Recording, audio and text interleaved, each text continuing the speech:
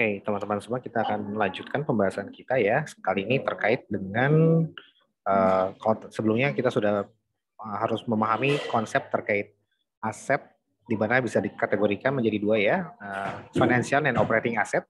Nah, di mana dalam financial and operating asset ini nanti bisa termasuk di dalamnya current asset sama non current asset, seperti itu. Nah, sedangkan kalau yang kedua, ya klasifikasi kedua dari aset, jadi ingat ya, ini kita sedang bahas terkait dengan aktivitas investasi dari suatu perusahaan ya. Bagaimana cara melakukan analisis terkait dengan aktivitas investasi. Nah, pada dasarnya kita harus memahami bahwa aktivitas investasi itu menjauh kepada investment di aset gitu ya, investment di aset. Nah, bisa dalam bentuk current asset maupun dalam bentuk aset tidak lancar atau non current asset ya. Which is nanti funding atas pembiayaan ini itu bisa dilakukan, bisa nanti kita eksplor di aktivitas untuk pembiayaan atau pendanaan ya, bisa dibiayai dari equity atau bisa dibiayai dari debt ya, seperti itu. Nah, kemudian selanjutnya adalah dari sini kita harus memahami bahwa investment decisions is related to current asset and non current asset ya. Nah, kemudian yang pembagian klasifikasi dari aset yang kedua itu adalah, kalau ini berdasarkan akuntansi ya. Kalau berdasarkan akuntansi berarti ada current asset and non current asset ya. Nah, kalau current asset berarti batasannya kapan dikatakan current, kapan dikatakan non current itu simple sebetulnya ya. Batasannya itu adalah 1 tahun ya, seperti ini. Kalau dia kurang dari 1 tahun maka dia current asset. Kalau dia lebih dari 1 tahun maka dia non current asset. Nah, seperti itu. Nah, dan 1 tahun ini kenapa 1 tahun? Karena itu adalah siklus operasi normal perusahaan. Maksudnya siklus operasi itu adalah ketika perusahaan merunning suatu bisnis gitu ya, menjual produknya atau jasanya, maka siklusnya seperti ini ya.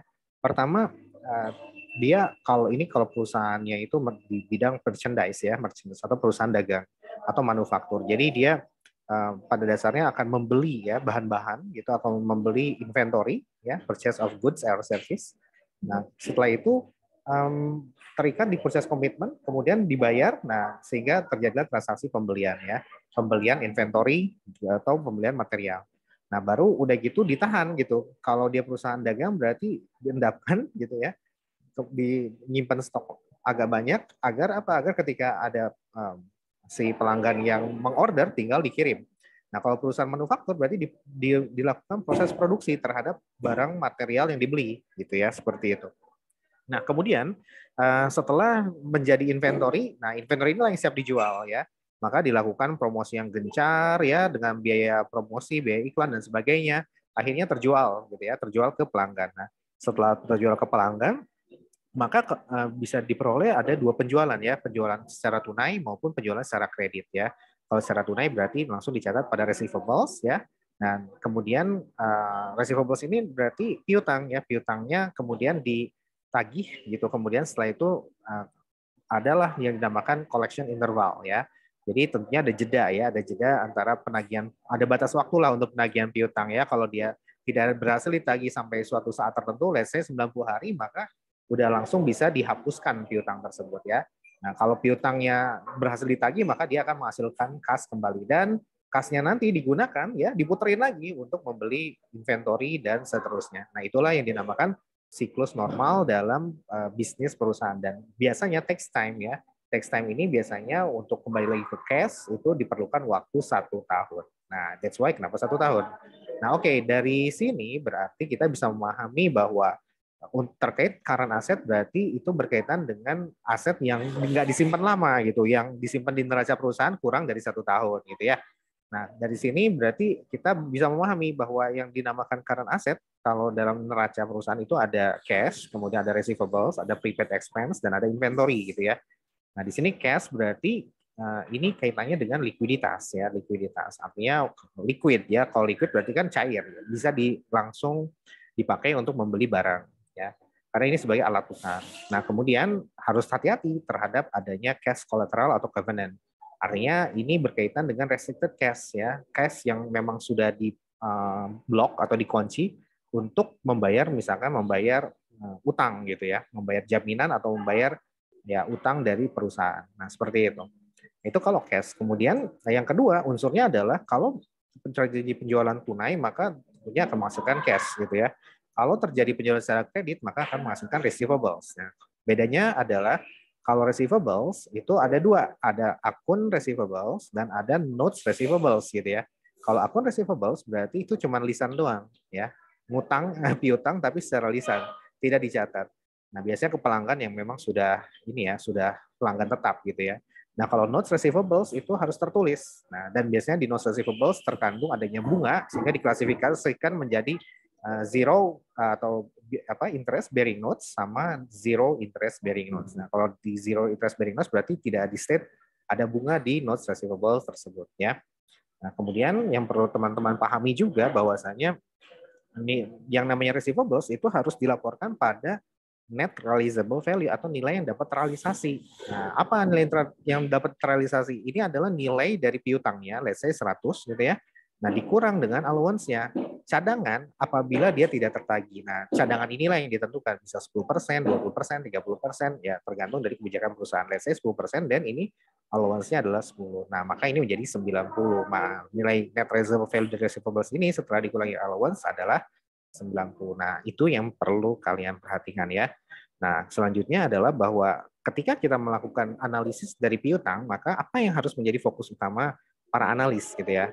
Nah, yang menjadi fokus utamanya tentunya adalah ya apa yang mengonstruksi nilai dari si receivables ya. Bahwa nilai dari suatu receivables berasal dari NRV. NRV itu unsur utamanya adalah si allowance ini. Maka si allowance inilah yang harus menjadi fokus utama kita gitu ya. Nah, dari sini kita bisa menetapkan allowance itu pada dasarnya perusahaan menetapkan allowance untuk bad debt itu tergantung dari asumsi yang digunakan. Nah, asumsinya berasal dari past experience ya dan juga customer fortunes itu artinya si pelanggannya itu lagi seret atau lagi banjir cuan gitu ya. Seperti itu. Nah, dan juga tergantung kepada kebijakan untuk penagihannya apakah menggunakan debt collector seperti pinjol atau tidak gitu ya. Nah, tergantung kepada kondisi ekonomi dan kondisi sektor industri dari tempat perusahaan berladang ya dari tempat bidangnya perusahaan. Misalkan kalau Bukalapak maka itu bidangnya adalah bidang teknologi gitu ya. Nah, tergantung bidang teknologi lagi hype banget kan sehingga lagi demand-nya lagi tinggi. Nah, sehingga tentunya penjualan harusnya juga dari Bukalapak bisa mengikuti. Nah, seperti itu. Oke. Kita lanjutkan. Jadi selanjutnya ya, dalam melakukan analisis terhadap receivables ya, analis juga harus memperhatikan bahwasannya si allowance ini ya itu dihitung dari mana gitu ya. Kita harus paham bahwa allowance pada dasarnya itu dihitung dari ya persentase terhadap si sales atau persentase terhadap receivables ya. Nah, kita sudah belajar ini di pengantar akuntansi ya, bahwa kalau kita ingin menghitung AFDA atau allowance for doubtful account, maka kita menggunakan bisa percentage of sales atau percentage of receivables ya, atau bergantung juga kepada ya keadaan dari market pasar ya, sedang naik, sedang bullish atau sedang bearish gitu ya. Nah seperti itu. Nah kemudian bullish is berarti sedang menghasilkan cuan yang tinggi, kalau bearish berarti sedang lesu gitu ya. Nah oke, nah sekarang setelah kita ketika menganalisis suatu piutang gitu ya, lihat dulu ke allowance-nya berapa. Nah, yang kedua, kita harus lihat dulu kebijakan atau policy dari perusahaan untuk penagihan si piutang tersebut ya. Nah, gimana tuh buka lagi prospektusnya, buka lagi laporan tahunannya, buka lagi calegnya dan sebagainya ya. Nah, dari situ berarti pada dasarnya kebijakan perusahaan untuk menagih suatu piutang itu bergantung highly rely on the past experience ya. Kembali lagi pada apa namanya? Ya, pengalaman perusahaan ya apakah dia bisa menagihnya dalam waktu cepat gitu ya bisa atau tertagihnya itu bisa rate-nya tinggi 90% dan sebagainya. Nah, itu harus kalian baca di prospektus atau di laporan tahunannya. Syukur-syukur ada, kalau nggak ada berarti bisa kita tandai bahwa oh oke, ini kita tandai sebagai red flag dulu. Nanti mungkin kita akan melakukan undo accounting distortions ya. Nah, selanjutnya untuk tools untuk menganalisis apakah bagaimana kebijakan penagihan piutang perusahaan. Ya, pertama ya kita bisa melakukan komparasi ya, ini yang harus dilakukan. Jadi gimana sih si Bukalapak dalam melakukan penagihan terhadap piutangnya, atau gimana sih si Kalbe Farma atau si Kimia Farma dalam melakukan penagihan terhadap piutangnya gitu ya. Nah maka kita bisa lihat saingannya Kimia Farma adalah Kalbe tentunya ya. Nah, dari sini kita bisa membuka prospektus atau laporan tahunnya KLB. Nah, bagaimana treatment terhadap allowance-nya? Disebutkan nggak tuh berapa persen allowance yang ditetapkan? Apakah allowance-nya itu berasal dari sales atau dari si receivables, dan bagaimana teknik penagihannya? Jangka waktu agar si piutang tersebut dianggap sebagai piutang tak tertagih, ya itu berapa? Misalkan 90 hari. Nah, ini harus lihat ke kompetitornya ya. Nah, dan juga harus lihat juga bagaimana persentase metode alokasi atau pencadangan dari si piutang tak tertagih atau si allowance-nya ya. Bisa menggunakan percentage of sales atau percentage of receivables. Nah, yang kedua caranya adalah kalian harus melihat ya, memahami bisnis perusahaan itu dia memiliki berbagai macam segmen wilayah enggak gitu ya. Nah, kalau Bukalapak ya, dia memiliki segmen wilayah, ada yang tier 1 ya, ada yang tier 2 gitu ya. Nah, kalau tier 1 itu biasanya di Jabodetabek sama kabupaten sama kota Bandung ya kalau di Bukalapak. Nah, tapi kalau Kalbe pembagiannya beda-beda gitu ya. Kalau ICBP, Indofood CBP gitu ya, itu juga beda gitu ya. Nah, kalau ICBP dia baginya per pulau ya, Pulau Jawa sama non Jawa kalau tidak salah ya. Nah, dilihat kalau perusahaan besar tentunya tidak ada permasalahan terhadap customer concentrations ya. Nah, jadi ini perusahaan-perusahaan biasanya emiten-emiten yang baru IPO gitu ya, dan dia tidak merupakan perusahaan yang memang mungkin ya tidak terkenal Net TV dan kawan-kawan ya. Sehingga kita harus lihat ya, apakah penjualannya itu terkonsentrasi atau tidak. Kalau hanya terkonsentrasi pada satu area saja, maka sebenarnya itu akan meningkatkan resiko ya. Resiko tidak tertagih gitu ya, seperti itu. Dan itu berarti kita harus melakukan red flag ya terhadap si receivables dari perusahaan ya, dan dalam melakukan forecasting dari si sales growth-nya juga harus hati-hati gitu ya. Kenapa harus hati-hati? Karena kalau kalian misalkan forecasting dengan let's say 2-5%, maka tentunya harus dilihat lagi gitu ya, bagaimana kebijakan si receivables-nya. Jangan-jangan memang dia tidak mampu gitu ya melakukan penagihan karena terkonsentrasi si pelanggannya pada satu wilayah saja. Nah, bisa jadi seperti itu. Nah, yang ketiga adalah teman-teman harus melihat juga, menginvestigasi bagaimana tren ya. Nah, tren ini dengan bikin grafik ya, dan lihat lintas tahun gitu ya. Bagaimana dalam average collection period. Jadi rata-rata berapa lama waktu untuk menagih si piutang tersebut agar dia si pelanggan itu melunasi utangnya gitu ya, itu berapa hari. Semakin lama semakin jelek. Artinya kalau semakin lama berarti ya tentunya ya semakin susah bagi si perusahaan untuk mengkonversi dari receivables menjadi cash gitu ya. Nah, seperti itu. Dan ini kita harus membandingkan juga dengan rata-rata credit terms ya, rata-rata penagihan kredit atau penagihan penjualan secara kredit yang berlaku di industri tempat perusahaan tersebut berada. Let's say kalau misalkan Kalbe Farma Kimia Farma, berarti itu kan di industri farmasi ya. Nah, dilihat tuh rata-rata industri farmasi itu berapa average collection periodnya. Nah, yang keempat barulah kita menentukan ya berapa porsi receivables yang memang dia direstrukturisasi oleh si pelanggan. Nah, maksudnya adalah bahwa si pelanggan nggak mampu bayar, akhirnya dia minta keringanan diperpanjang. Nah, ini juga kadang ada, kadang enggak kalau di laporan tahunan atau di prospektus perusahaan ya. Nah, kalau ada maka harus ditandai dulu bahwa oke, berarti dalam alokasi kredit AR-nya itu ada sekian persen yang memang dia merupakan restrukturisasi dari piutang yang lama. Nah, itu harus diwaspadai juga. Nah, kemudian adalah yang kedua, selain fokus terhadap bagaimana cara alokasi AFDA-nya, kemudian bagaimana kebijakan penagihannya gitu ya. Nah, kalian juga harus memperhatikan kepada keasliannya, authenticity of receivables ya. Bahwa receivables itu memang harus asli, bukan yang faktur fiktif gitu ya. Dan memiliki tenor atau jatuh tempo dan memang bersifat memaksa gitu ya. Karena ini kan klaim atas cash yang si pembeli waktu itu membelinya tidak dengan cash tapi ngutang dulu gitu ya, barang udah dikirim. Nah, artinya itu bukan faktur fiktif ya, sehingga kalau faktur fiktif maka tentunya akan menjadi bias si nilai penjualannya. Nah, dan di sini kita harus hati-hati terhadap return dari penjualan. Kenapa? Karena harus dilihat juga bagaimana kredit policy ya untuk kebijakan kredit, kebijakan pemberian piutang maksudnya dari perusahaan tersebut gitu ya. Apakah ringan atau sangat ekstensif Nah, seperti itu. Kalau dia ternyata sangat loose banget, sangat pokoknya mah gampang banget lah gitu ya. Nah, harus dicurigai bahwa jangan-jangan memang receivables-nya juga tidak asli gitu ya. Seperti itu. Jangan-jangan fiktif gitu.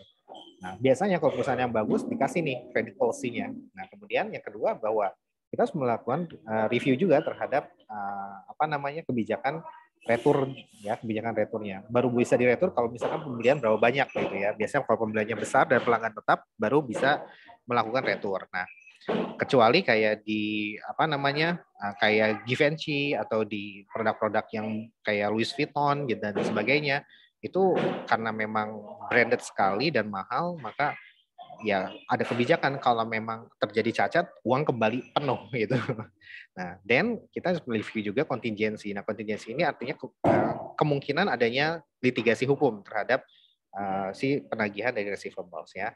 Seperti itu. Apakah ini dari past history, apakah memang si perusahaan itu kurang selalu bermasalah gitu ya dengan penagihannya, selalu dituntut oleh si pelanggannya atau tidak. Seperti itu harus diperhatikan. Nah, dan yang terakhir adalah sekuritisasi dari si receivables. Nah, ini yang dinamakan dengan asset securitizations ya.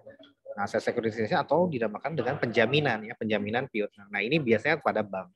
Kalau bank berarti ada yang namanya lembaga penjamin simpanan ya, atau lembaga penjamin kredit itu seperti Jamkrida dan sebagainya. Nah, di sini biasanya dengan adanya penjaminan tersebut pada dasarnya si ya bisa macam-macam bentuknya ya.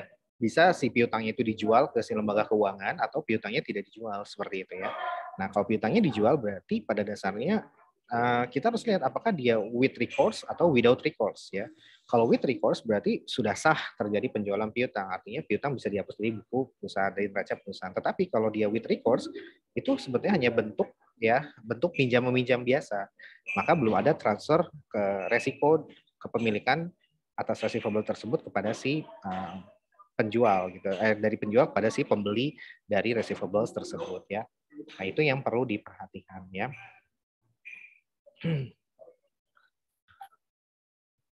Oke, kita lanjutkan ya teman-teman, bahwa tadi kita sudah bahas terkait dengan receivables ya. Nah, sekarang kita akan bahas sisanya terkait dengan prepaid expense ya, seperti itu. Nah, pada dasarnya prepaid expense itu adalah pembayaran di muka yang atas pembelian atas jasa barang atau jasa yang belum diterima. Nah, contohnya prepaid rent ya. Berarti kan kita biasa membayar sewa ruang kosan gitu ya, sewa kamar kos atau sewa rumah itu di muka ya, langsung di depan ya. Misalkan setahunnya adalah 2,5 juta, let's say seperti itu untuk kosan di Bintaro ya.